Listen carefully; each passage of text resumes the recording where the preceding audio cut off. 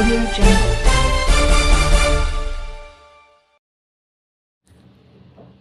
வணக்கம். Hitech news TV செய்திகள். நேர்மையான நிறுவனத்தின் மீது தவறான குற்றச்சாட்டுகள் வைக்கக்கூடாது என்று நிறுவனத்தின் மேலாளர் இம்ரான்கான் தெரிவித்துள்ளார்.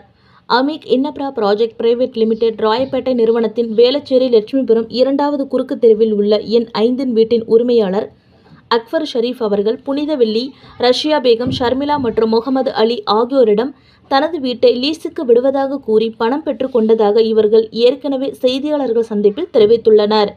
இந்நிலையில் நிறுவனத்தின் மேலாளர் இம்ரான்கான் அவர்கள் சென்னை பத்திரிகையாளர் மன்றத்தில் பாதிக்கப்பட்ட புனிதவள்ளிக்கு 9 லட்சம் கொடுத்து விட்டதாகவும், ரஷ்யா பேகத்திற்கு 7 லட்சம் கொடுத்து விட்டதாகவும், ஷர்மிளா முகமது அலிஸுக்கு லீஸ் தொகை ரூபாய் 10 லட்சம் தொகை கொடுத்து விட்டதாகவும் செய்தியாளர் சந்திப்பில் கூறியுள்ளார். அப்போது பணம் பெற்றுக்கொண்ட புனிதவள்ளியும் ரஷ்யா பேகமும் சந்திப்பின் போது உடனிருந்தனர். இதற்கு காரணம் ஷர்மிளா முகமது அலி என்று கூறினார்.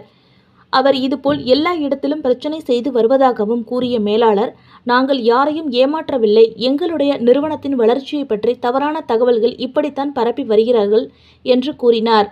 நாங்கள் யாரையும் நம்பியது இதுவரை ஏமாற்றியது இல்லை என்றும், எங்களுடைய நிறுவனம் சரியான பாதையில் நேர்மையாக செயல்பட்டு வருவதாகவும் அவர் தெரிவித்தார்.